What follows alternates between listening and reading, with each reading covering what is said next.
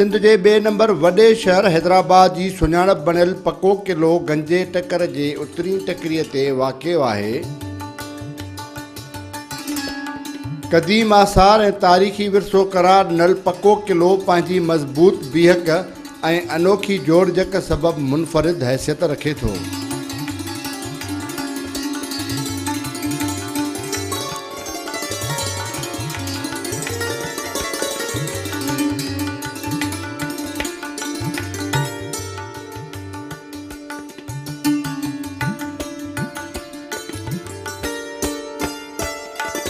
जंहिं टकरीअ ते ही क़िलो ठहियलु आहे उन जो नालो नेरून हो। उन जे करे हिते ठहियल क़िले खे नेरून जो कोट सॾियो वेंदो हो, जेको अॻिते हली नेरून कोट जे नाले सां मशहूरु थियो।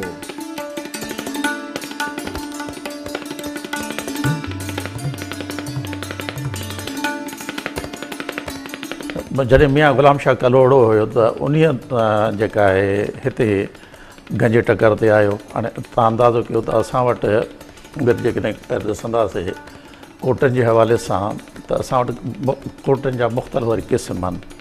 हाणे जेकॾहिं को कोट टकरीअ ते आहे त उनखे असां पुराणे दौर में गिरी दुर्ग सॾींदा हुआ। जे पाणी जे भरिसां आहे त उनखे जाला दुर्ग, जे मिटी जो ठहियलु आहे त माही दुर्ग। अहिड़े नमूने वरी 5-6 कोटनि जा क़िस्म आहिनि। त हे जेको असांजो आहे उहो गिरी दुर्ग हुयो। माना ईअं आहे त हिकिड़ी टकरीअ ते गंजो टकर। हाणे जेकॾहिं वरी गंजे टकर जी तारीख़ ते हलिया वेंदासीं त पोइ हिते हलिया वेंदासीं, छो जो असांखे पुराणो माण्हू या गारूं बि जेके आहिनि तव्हांखे गंजे टकर ते मिलनि थियूं, जेके तव्हांखे अंदाज़ो आहे त असांजो इंसानु तक़रीबन यानी केतिरा लखें साल गारुनि में रहियो आहे। त असांजे गंजे टकर में बि गारूं आहिनि के ख़तमु थी वियूं, पर कुझु उनजा आसार आहिनि त माण्हू हिते आबाद हुया। 6वीं सदी में राय घराणे जी हुक्मरानी दौरान ही क़िलो ब्रह्मणाबाद जे गवर्नर जे हथ हेठि रहियो।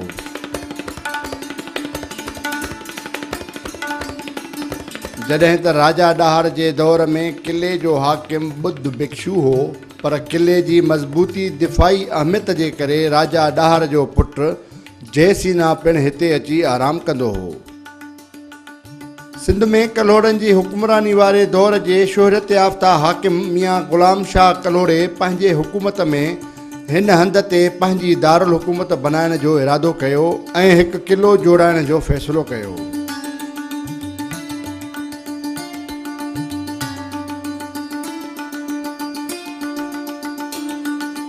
गुलाम शाह कलोड़े खे नओं ठाराइण जो ख़्यालु थियो, गादी जो हंधि, त हुनखे हे इलाइक़ो गंजो टकर पसंदि आयो।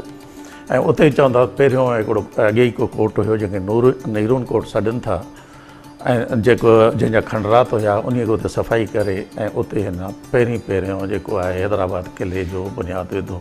इहो तक़रीबन 1768 या 69 जो ज़िक्र आहे, जेको ईअं सम्झो त असांजे या कलोड़नि जी गादीअ जो हंध जो बुनियादु इहो पियो।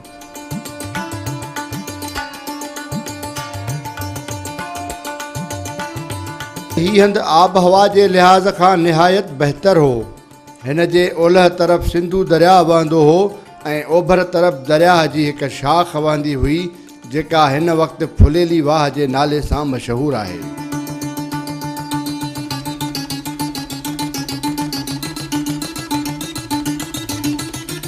ऐं ॿी वरी छा जो उन जी हिफ़ाज़त लाइ उन दौर में वरी 2 नंढा उन्हनि चौकियूं ठाहियूं। हिकिड़ो कचो क़िलो जिते शाह मकी पूरियल आहे, ऐं ॿियो वरी गुलाम शाह कलोड़े वारो जिते पाण मुदफ़न आहे। इहे जेके हुयूं इहे इन जूं एडवांस पोस्ट हुयूं या हिकिड़ियूं चेक पोस्ट हुयूं, जिते बि इन जो सिपाह रहंदो हुयो ऐं इहे ई इन्हनि जो हूंदो। ऐं उन दौर में हिन जे भरिसां जे दरिया जो जेको हाणे त असांजो दरिया हिन इन को चवनि था पहिरियों इन जे क़िले जे आसपास हुयो या उन जूं के शाखूं हितां वहंदियूं हुयूं। ऐं ख़ासि तौर ते 2 वाह जेके हिकिड़ो डोमण वाह सॾनि था, ॿियो संगत वाह, इहे क़िले जे भरिसां ई हुया। तव्हां फ़ोटो बि ॾिसो था त मायूं पाणी भरींदे हुते नज़र अचनि थियूं, जितां माण्हू पंहिंजो पाणी खणी ऐं क़िले वारा माण्हू इस्तेमालु कंदा। त डोमण वाह ऐं संगत वाह। या इन खां सवाइ अॻे चवनि पिया त पके क़िले में 5 खूह हुया, जिते यानी एमरजेंसी जे लाइ हुन उहे खूह बि खोटिया हुया, जिन में बि मिठो पाणी हुयो। पर पोइ अॻिते हली उहो खारो थी वियो, छो जो तव्हां जॾहिं हिन जे हेठि वेंदव त काफ़ी हेठि ताईं छो जो गंजो टकर घणो साल्ट आहे या चूनो लाइम घणो आहे त इन करे उहो ॼणो असांखे पाणी खारो थो मिले, इन करे उहे खूह बि जेके अॻिते हली उहे बेकार थी विया।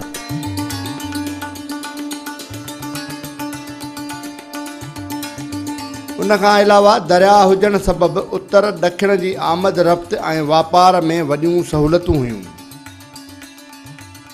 उन्हीअ करे मियां ग़ुलाम शाह कलोड़े हिन हंध ते पंहिंजी दारुल हुकूमत लाइ क़िले जी तामीर जो हुकुम ॾिनो।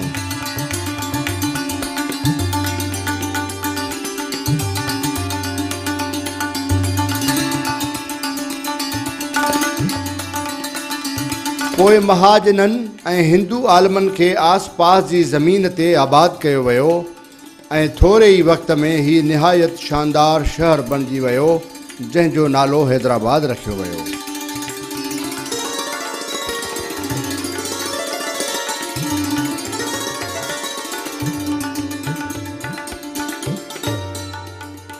हिन क़िले जोड़ाइण जो कमु 1768 में शुरू थियो।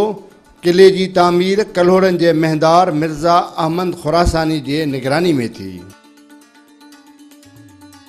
जॾहिं त क़िले जो कमु उस्ताद शफ़ी मोहम्मद मुल्तानी ॿिनि कारीगरनि सां गॾिजी कयो हो, उन ई दौर में कारीगरनि जी रोज़ाना उजरत 10 पैसा ऐं मज़दूरनि जी 6 पैसा हूंदी हुई। हाणे इन जे लाइ जेके चवंदा जॾहिं हुनखे ठाहियो हुयो त उन लाइ चवंदा उस्ताद शफ़ी मोहम्मद को मुल्तानी का हुयो जेको हुनजो ओस्तो हुयो, ऐं अहमद खुरासानी उहो उन्हनि जो ईअं खणी सम्झे त निगहबान हुयो जंहिं सुपरवाइज़ वेही हिनखे कयो हो।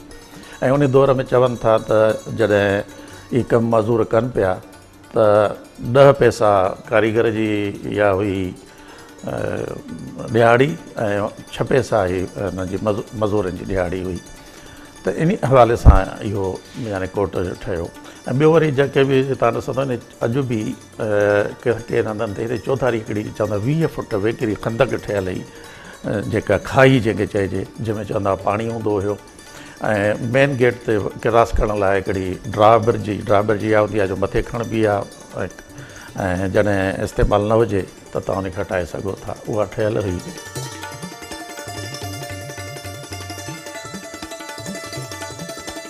ही सॼो क़िलो गच ऐं चुनी सां जोड़ियो वियो आहे। हिन क़िले जो क़तर 1 मेल ऐं बुलंदी 80 फुट आहे। शाही क़िलो हिकु 5 कुंडी ऐं बैज़वी शकिल जो आहे। क़िले जूं भितियूं सिरुनि जूं आहिनि ऐं मंझंदि बंदूकुनि लाइ सोराख़ बि रखियल आहिनि।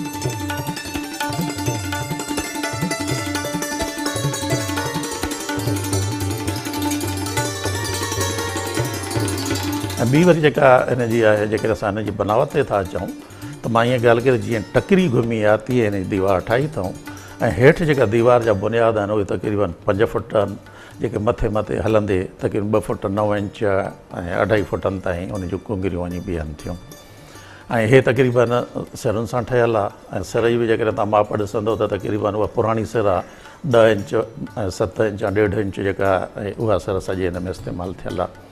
ॿियो हिन में गच गारो किथे चूनो बि इस्तेमालु थियलु आहे। त इन हवाले सां माना हे हिकिड़ो कोट ॾाढो हिकिड़ो मज़बूत कोट पंहिंजे दौर जो हुयो।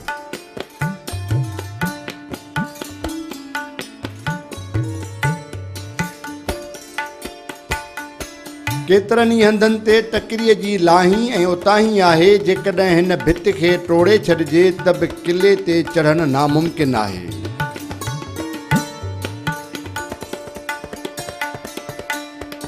कलोड़नि जो ही आख़िरी ऐं सभ खां वॾो तामीरी कारनामो 1770 में जुड़ी रास थियो ऐं उन ई साल सिंध जे हाकिम हिते अची रहाइश अख़्तियार कई।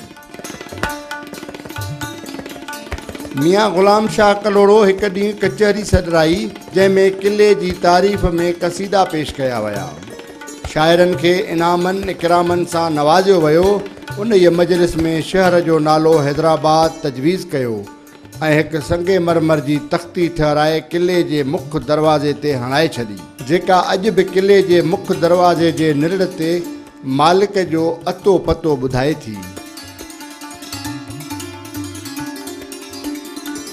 उन ई तख़्तीअ ते चइनी पासनि ते ख़ते कूफ़ी में तहरीर थियल आहे, ए मालिक हिन शहर खे अमन वारो कर।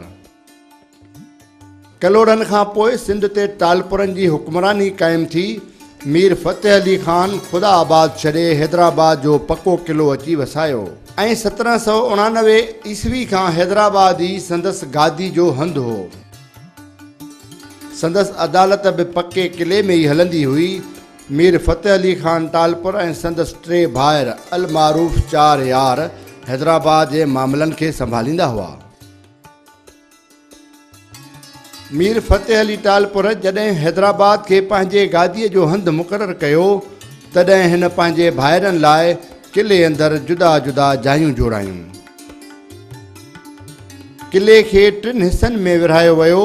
क़िले जो ओभर वारो पासो मीर फ़तेह अली ऐं मीर ग़ुलाम अली जे हिसे में आयो, जिते उन्हनि पंहिंजा महल ठहिराया। अचण वञण लाइ क़िले जे उत्तर वारी भित में हिकु नंढड़ो दरवाज़ो ठहिरायो। क़िले जो विच वारो हिसो जिते मुनारो हो उते कचहरी ऐं बाग़ात ठहिराया। हिकिड़ो बुर्ज ठहियलु आहे, तव्हां जेकॾहिं हाणे बि पुराणा फ़ोटो ॾिसंदव जेके अंग्रेज़नि जा, ऐं उन बुर्ज जी जेका वरी साख़्त आहे ख़ासि मथे तव्हां ॾिसो टालपुर जेके पुराणे दौर में टोपी पाईंदा हुआ हीअं हिकिड़ी उभी उन अंदाज़ जी आहे, जंहिंमें वरी अंदरि आर्च नमूने दरियूं ठहियल आहिनि। कार्नस बर हिकिड़ी ॾाढो ख़ूबसूरत हुई जेका हिन वक़्तु ख़तमु थी चुकी आहे।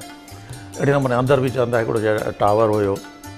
जॾहिं अंग्रेज़नि फ़तेह कयो त उते उन्हनि पंहिंजो यूनियन चेक कयो ऐं उन खां पोइ वरी का जहाज़ जी हिकिड़ी बती वठी अचे हिते हणी छॾी हुयूं ऐं पंहिंजी उहा प्लाटून वग़ैरह हिते उन में रहाईंदा हुया।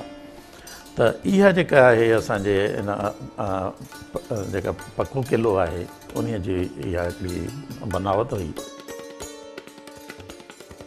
बाग़नि जे उत्तर में शाही दरवाज़ो हो, जंहिंमां हर ख़ासि व आम अची वञी पए सघियो। मीर फ़तेह अली ख़ान पंहिंजे फ़तेहनामा सिंध में हिकु डिघो नज़म लिखियो आहे, जंहिंमां क़िले जो शान व शौक़त ज़ाहिर थिए थो। बहरहाल मीरनि जो दौरे हुकूमत घणो वक़्तु न हलियो ऐं जल्द ई याने 1843 ईस्वीअ में 24 मार्च ते बरतानवी कुवतुनि खां जंग हाराइण बैदि मीरनि जी साहिबी इख़्तिताम ते पहुती। असांजो जेको डाउनफॉल थियो आहे असांजी सिंध जो, या चार्ल्स नेपियर बि जेको आहे, जॾहिं जंग असां मियाणी जी हारायूं था त उहे बि जेके सिपाही आया आहिनि जॾहिं हिते हैदराबाद क़िले ते हुननि कब्ज़ो कयो आहे ऐं उन्हनि पंहिंजो झंडो उते यूनियन जे चाढ़ियो आहे, त ईअं ई सम्झो त सिंध जो ज़वाल बि इन कोट में इन क़िले जे अंदरि ई थियो आहे। पको क़िलो गुज़िरियल केतिरनि ई सालनि खां ज़बून हाली जो शिकार आहे।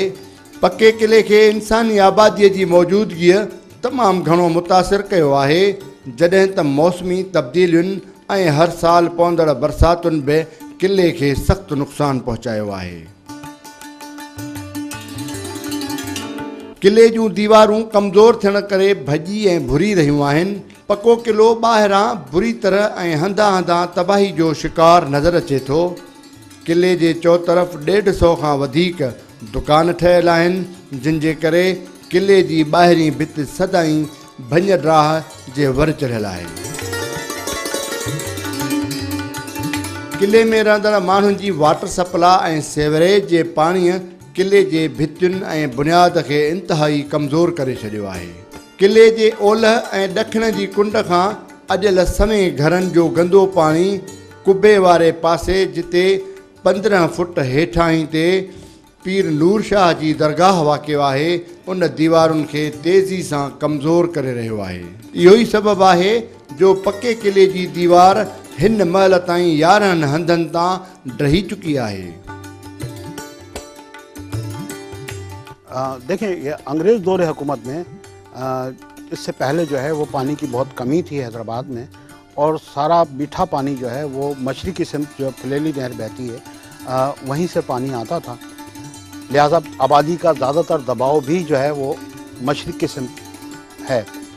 पक्का क़िले की जो सतह को हम देखते हैं तो उसकी एक मशरक़ी सिमत जो है उसमें थोड़ा सा झुकाव है। अंग्रेज़ दौरे हुकूमत में पक्का क़िले में पानी के लिए जो है वो टंकी बनाई गई पानी की, और लाइनें बिछाई गई शहरियों को पानी फराहम करने के लिए। उस लाइनों पर जो हिजरत करके आने वाले लोग थे उन्होंने मकानात तामीर कर लिए, जिसकी बिना पर जो है वो टूट फूट का शिकार हुई। बाद में उसको ख़त्म तो नहीं किया गया, उन लाइनों को बिल्कुल ख़त्म नहीं किया गया, ना उनके कनेक्शन काटे गए, बल्कि उसकी जगह नई लाइनें बिछा दी गई।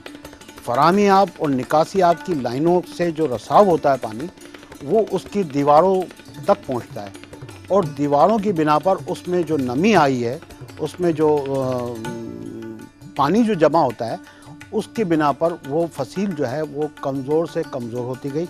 और आपने देखा होगा ज़्यादातर जो फसीलें गिरने के वाक़यात हुए हैं वो मशरिक़ी सिमत जो है वो ज़्यादा है, जबकि मगरिब, शुमाल और जुनूब की तरफ जो है वो ऐसे वाक़यात कभी भी नहीं हुए। स्टेशन रोड खां गुरुनगर रोड ताईं कमज़ोर दीवार वारे पासे खां कुझु घर बिढही पट थी विया आहिनि।